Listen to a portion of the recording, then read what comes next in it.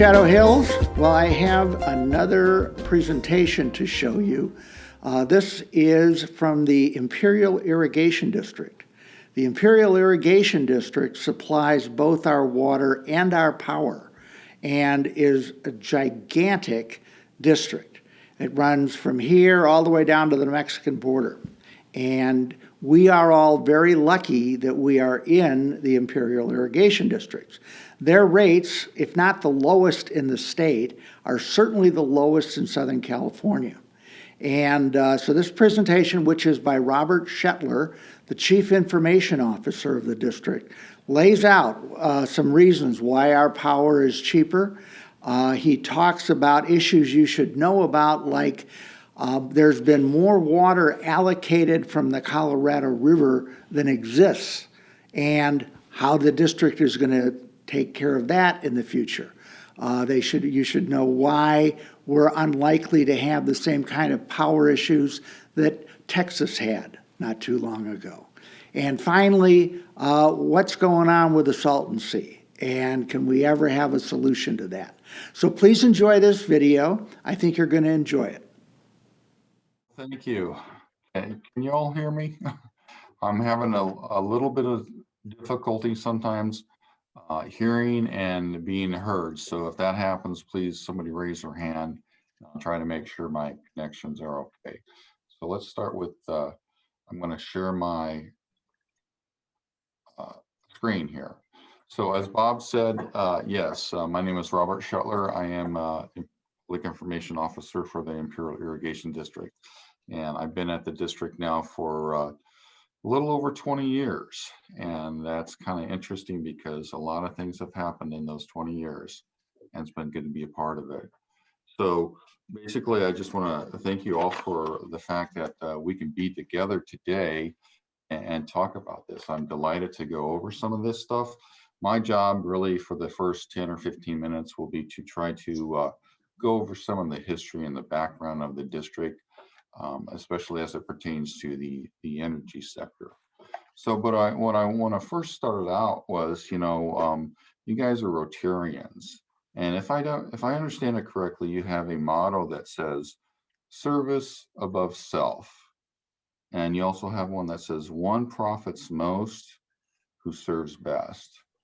And when I looked at that, I said, you know what, we're kind of partners in this because ID is very much similar. Now I know as a public agency, criticism comes and goes, but the district was formed, and the history of it is because it needed to be a service agency, which it continues to be today. And we'll go all the way back through the history, but just to start out, Imperial Irrigation District has two core businesses, and one is electricity, which you as Coachella Valley customers are beneficiaries of. And the other core business, of course, is an irrigation district. And so IAD was formed in 1911 as an irrigation district under the state water code. So, but in 1911, we were not in the power company, power business yet, but we got into that later. So anyway, just to give you just a little start there. Okay, so well, like I said, we are so much alike. And the fact it is, you guys are about service, putting others first, right? And so are we. We're a public agency, which means it's our job to do the public's work. Well, what is the public's work for as an electrical utility? Number one, it's keeping the lights on, no matter what. Windstorms, different things, keeping the power on. And certainly in the areas that we live in, Imperial Valley, Coachella Valley, and the tenacious summers that we have here, it's really important that we're able to keep the power on. And then that comes with, let's see, what's my next point? Keeping the lights on, that's what our customers expect. So when you turn on the switch, you expect the lights to come on. And no matter what is going on, that's our responsibility to deliver that service. And I want to just take a moment here to tout the ID for just a little bit, if you'll indulge me.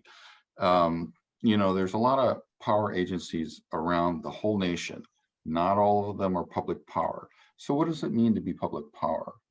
It means that our job is to serve the public, essentially at cost. We're not investor owned. Edison, PG&E, others like that are investor owns. So because of that, we do not set our prices to raise a profit. We essentially set our prices to cover our costs and be able to invest in infrastructure for the future. So we don't have stockholders, we don't have shareholders. Everyone who's a customer is essentially a shareholder, but there's no finances tied to that other than trying to keep the rates as low as possible. So let's see. So keeping the lights on no matter what, and keeping the rates along the lowest in the state. And that's another thing we're going to get to in just a minute. So as a public service provider, our goal is to provide the service, but provide it at what cost? At the cheapest cost that we can provide it. And I'll go into this shortly here, but how do we do that? I'll let you know that we have a trading floor that works 24/7. In IAD among itself, we can generate much of our own power. In fact, we have over generation possibilities in the winter. However, when summer hits, we don't have enough that we can generate on our own. And so we have to get that from other sources. So one interesting point I'm going to make eventually here is that when I first come to the IID, and I went to a meeting kind of like yourselves today and said, if you're in the power business and your only revenue is based on rates, then why in the heck are you asking people to conserve energy? Which was a great question because yeah, why are we? Well, and the bottom line point is we're not to make a profit. We're here to provide a service. So, and I'll tell you that trading floor, if we can generate on our own cheaper, that's what we're going to do. But if we find purchases out on the market cheaper, that's what we're going to do. So the long and short of serving energy reliably and cheaply is able to get it at the best price. And if we can get customers to conserve energy in the summer, especially, that will do two things. It'll lower the price that what we have to pay on the market to go get that energy, and it'll also take less stress off the infrastructure. IAD has been around from 1911. We're going to go into history in a little bit here, but 1936 in the Imperial Valley, in 1943 in the Coachella Valley, we became energy providers. And so our system is 80 some years old, and we're talking about money to put into infrastructure. So if we can take less stress off the system, it's going to be more reliable. So the next point here is I wanted to say it's great to be an IAD customer. So let's talk about our core business. I have these three numbers here on this next slide. 1350. 1350 refers to the number of employees that currently serve you as IAD employees. 158,000, that's the number of meters that we have throughout the Imperial and Coachella Valleys. And 450,000 represents, we say in general, approximately, that's the bottom number of people that we serve, because each meter serves more than one person. It serves several families, etc. So what we do impacts a lot of people. My next point here is number 3. We are number 3. And when I say we are number 3, what does that mean? It means that your IID as a public power provider is the 3rd biggest in the state of California. And that's in terms of the amount of energy we deliver, not necessarily in the amount of counts, but because our summer demand is so high, we have to deliver a lot of energy. And we're also number 6. And what that means is when you take a look at all utilities in California, not just public power ones, we are number 6 on that schedule there. So number 3, the only ones ahead of us are LADWP and SMUD Sacramento. So we're big. We have a lot of responsibility. So let's talk about the service area. you can see this slide here. This is a general service area of our electric service area. And it's kind of sketchy here. You can't see a lot of detail, but you see it goes up beyond Joshua Tree National Park, all the way over the Palm Desert, on down to the US-Mexico border, and over to the Colorado River. And essentially that is a service area of just a little more than 6,000 square miles. And that means when you see those IID trucks running around, that's what they're doing. They're out there covering that service area.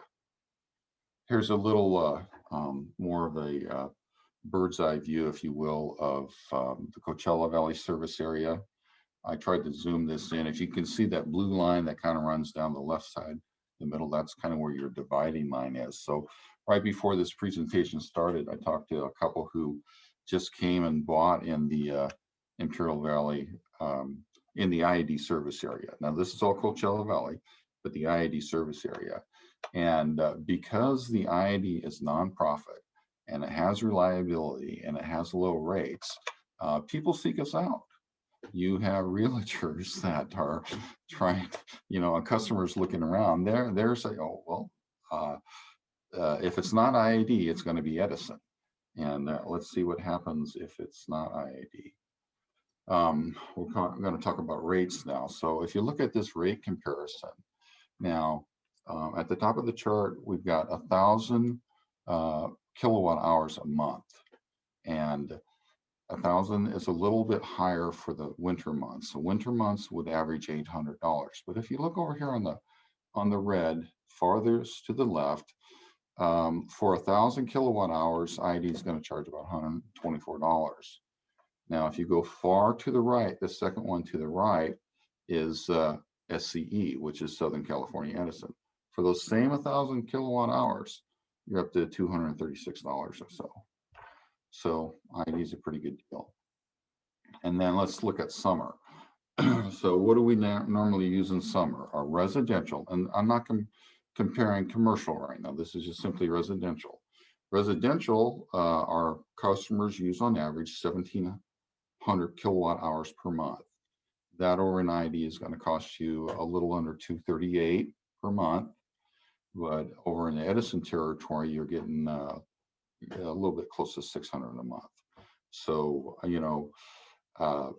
we can't please everybody all the time, but I tell you what, we are sure working at it. And, senior citizens, it's really important to really keep those rates low because we have a senior population, we have disadvantaged areas that we serve. We have a very high unemployment area in some of those areas. And then the median average income for a lot of our customers is very low. So if we're not out to make a profit and our goal is to serve, that's what we need to do. That's what we're trying to do. So let's look at the next slide here. So let's talk about a little bit about the history. So, if IID is an irrigation district, what the heck is it doing as a power provider? Well, that's a very good question, but it goes back to the history of the district. And that's what I find so fascinating about my job is I get to learn something new every day. And if you're a historian at all, it's just fascinating the history of the district because there was so much happened. There were pioneers. I don't have them listed on this list here, but they came early to bring water. They could see that gravity flow from the Colorado River could irrigate a forbidding desert. And that's what they did. So first thing I have on the history here is 1903.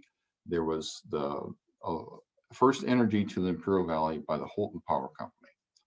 What happened after 1903? Well, the big flood of 1905, 1907 hit, and that formed the Salton Sea. I think most of us are aware of that and how important that is. 1911, it wasn't until then that IID actually formed. Well, why did they form? Well, because of what happened in 1905 and 1907, right? We had this tremendous flooding. We had all the California Development Company at the time basically went bankrupt and out of business. And you had these small mutual water companies and everybody's saying, we cannot let this happen again. We've got to do something to protect ourselves. How can we do it? So we all combined together and formed the Imperial Irrigation District under the state water code. Had nothing to do with electricity at that time. Electricity-wise, in 1917, we see W.F. Holt. He arranged the cold. This is really interesting point here. He's providing power into the Imperial Valley, but now he hooks up with the Coachella Valley Ice and Electric Company, so he can supply power to where? The Imperial Valley. Isn't that interesting? And then 1920, Holton eventually was acquired by NevCal, which is a parent to the Southern Sierra Company. We follow that in 1926. So this is the history on that. So basically, the sources of power were located quite far outside the valley, some 400 miles. So when they did deliver power to the Imperial Valley, it was expensive because they had a lot of line that they had to take care of. And the complaint at the time was that they were only mainly serving communities. So the people who lived in rural areas were like, hey, we want power too, and we can't afford to pay this rate. So this is kind of setting the foundation of where things are going to head. So then in 1928, most of you are probably aware of the Boulder Canyon Project Act. When that was passed, now we get Hoover Dam and we get the All-American Canal to basically what does this does? Well, it does a lot of things, but number one, before these dams were built, the Colorado River was wild and raging. The people who farmed down there, it was either feast or famine. If you had a lot of water in the river, you were good unless there was too much. And then some years there wasn't enough. So by that legislation, that helped control all of that. Followed by 32, when IID and the United States government entered the contract to develop the All-American Canal. Now, just real briefly, the canal was paid in full by IID over time with proceeds from energy generated by drops along the hydroelectric drops along the canal. So yes, it's owned by the Bureau. It is operated by IID and is actually paid for by IID. But in this 32 agreement, there was more emphasis on being able to two things.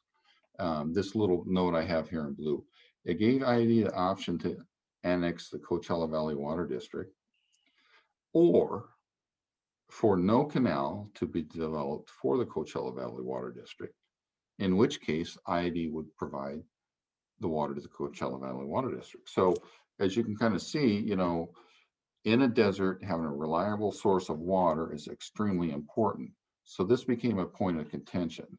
So to solve this stress, basically IID in 1934 and the Coachella Valley Water District entered into an agreement where IID would be involved in providing power to the Coachella Valley Water District, and the Coachella Valley would not be so dependent on IID to get the water. It's so what happened is, so there's an All-American Canal that goes from Imperial Dam all the way through the Imperial Valley, but there's a branch early in the East Mesa there is called the Coachella branch of the All-American Canal. And that's how Coachella Valley gets its water. Going back to the early history, we're not quite into Coachella Valley yet with electric, but you can see that this is a shot of an early Coachella Power division on what used to be Grapefruit Boulevard in 9th Street there in Coachella. We do have a lot of history there. So going back to the 34 agreement, IID made, and out of that agreement, because we sell power up there, we are giving our net proceeds to the Coachella Valley Water District. So there's an agreement, there's an exchange that things are going. 34, in 34, IID began acquiring diesel electric generators. So again, here in 34, we're still being served by these power companies that are charging a lot to the valley. So now that we're an irrigation district and things are going okay publicly for that, now we're starting to get into electrical. 34, we're just starting to acquire and generators and construct a distribution system. And 36, we actually go off for financing so we can construct the hydros. Hey, Robert, if Yes. I could just interrupt you briefly, I'm afraid we're going to run out of time.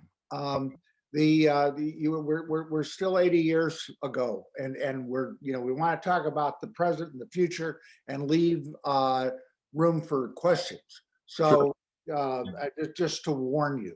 Yeah, I'm almost done here with the history, and I'm about ready to wrap up. But thank you. So so 36 is when we actually entered the power business, and 9 years later, in 43 is when we actually entered power business with in the Coachella Valley. So since 1943, we've been delivering power to the Coachella Valley, and to sum that up. This summer, IAD will be 110 years old since its inception in 1911, 85 years as a public electric utility, 78 years serving the Coachella Valley District. Of course, this is what we look like today. And so where are we today? So I just wanted to sum this up. I mentioned about the aim to conserve and encourage energy conservation. That is so big. If you look at what happened last summer, with what happened across the state of California and the state's energy grid, we not only need to help our grid, we need to help the state's grid. Summers are getting hotter. We had our energy peak last year. What is an energy peak? Well, energy is in demand constantly, 24 hours a day. The time that it was at its highest peak ever in the history of the district was last August at 1,123 megawatts.